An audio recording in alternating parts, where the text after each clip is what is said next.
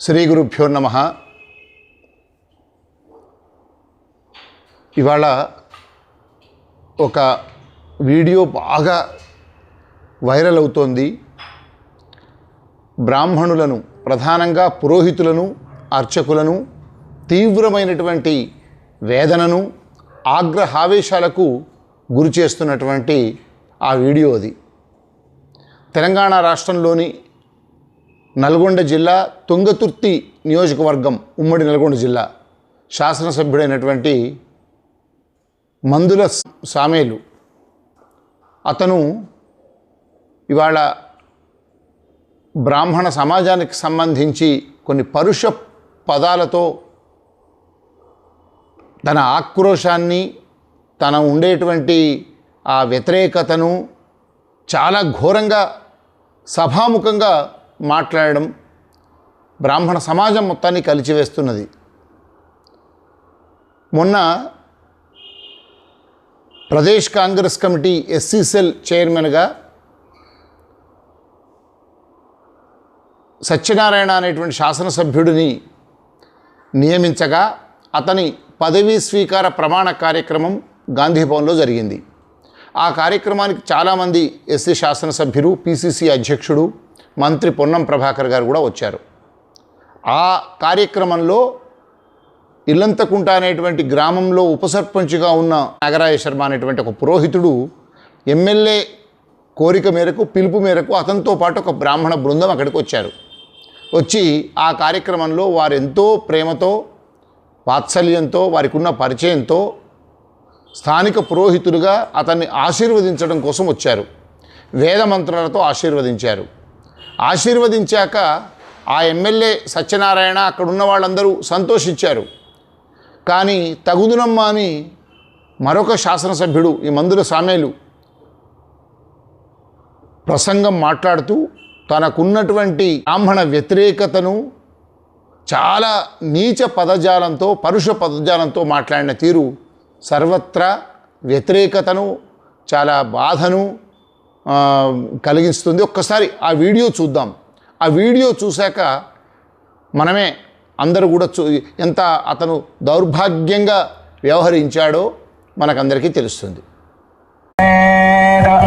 బ్రాహ్మణో why సర్వా దేవతాః సర్వాభిరేవైనం దేవతాభిరుద్ధరతే యావతైర్వై దేవతాస్తాః సర్వా వేదవిధి బ్రాహ్మణే వసంతే తస్మాత్ బ్రాహ్మణేభ్యో వేదవిభ్యో దివే దివే నమస్కుర్యాన్న శ్రీలంకేత్తయే శతమానం భవతి శతాయుః పురుషः శతేంద్రియः ఆయుష్యేవేంద్రియే ప్రతిష్టతి.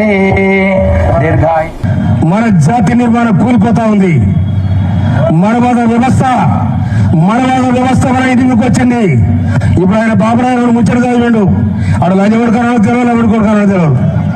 చూశాం కదా ఇప్పుడు ఆ వీడియోను. అసలు ఒక శాసనసభ్యుడు రాజ్యాంగ హోదాలో ప్రజాస్వామ్యంగా ఎన్నికైనటువంటి ప్రజాప్రతినిధి, బ్రాహ్మణులతో పాటు అందరి ఓట్లతో ఎన్నికైనటువంటి ఆ శాసనసభ్యుడు, తుంగతుర్తి శాసనసభ్యుడు మందుల సామేలు, అతను గౌరవంగా ఎస్సీ సెల్ చైర్మన్గా పదవి బాధ్యతలు స్వీకరించిన ఆయన ప్రశంసించవచ్చు.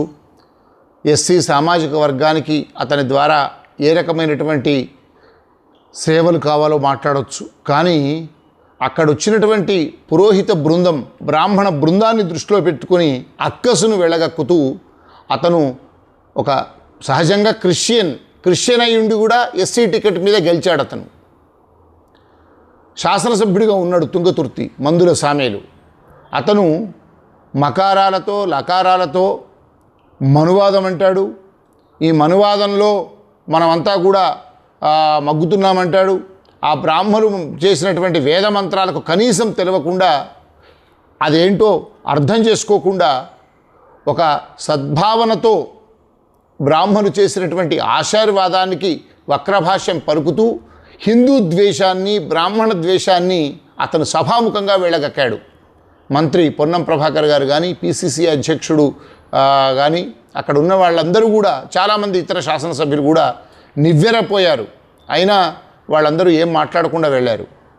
ఇది ఒక బ్రాహ్మణ సమాజం విషయంలో ఒక అధికార పార్టీ శాసనసభ్యుడు అలా మాట్లాడడం చాలామంది బ్రాహ్మణ సమాజాన్ని కలిచివేస్తుంది. బ్రాహ్మణులే కాదు, సమాజంలో ఏదో ఒక కులం సంబంధించినటువంటి వ్యక్తిని, అందులో వైదిక ధర్మాన్ని,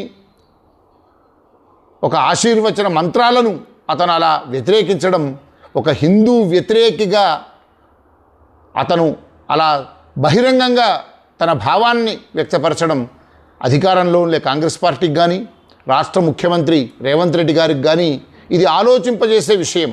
మీ ప్రభుత్వంలో ఉండే ఒక అధికార పార్టీ శాసనసభ్యుడు ఒక బ్రాహ్మణ సమాజాన్ని ఇట్లా మాట్లాడితే సహిస్తారా? ఉగాది పర్వదినం సందర్భంగా మొన్నటి విశ్వావసు కానీ, రేపు రాబోయే పరాభవ కానీ, ముఖ్యమంత్రిని రవీంద్ర భారతిలో పంచాంగ శ్రవణం తర్వాత యాదగిరిగుట్ట వేద పండితులు, ఇంకా దేవాదాయ శాఖలో పనిచేసే అనేక మంది ఘనపాటీలు వచ్చి అక్కడ ఆశీర్వదిస్తారు. శతమానం భవతి శతాయు పురుష శతేంద్రియ ఆయుషేవేంద్రియే ప్రతిష్టతి అని కాకుండా చాలా వేద మంత్రాలతో ఆశీర్వదిస్తారు. మరి ఆశీర్వాదం కూడా మనువాదమా? ఆ ఆశీర్వాదం మనువాదం కోసం ఉండొద్దనేది ఆ ఎమ్మెల్యే చెప్పినట్టయితే అది కాంగ్రెస్ పార్టీ విధానమా, ప్రభుత్వ విధానమా? అంటే ముఖ్యమంత్రిని కానీ, మంత్రులను కానీ, పిసిసి మహేష్ కుమార్ గౌడ్ అధ్యక్షుడిని కానీ రోజు గుళ్ళల్లోకి వెళ్తారు కదా, బ్రాహ్మణుల నుంచి ఆశీర్వాదం పొందుతారు కదా, మీరు పదవి బాధ్యతలు తీసుకున్నప్పుడు కూడా బ్రాహ్మణ ఆశీర్వాదం ఉండాలని కోరుకుంటారు కదా.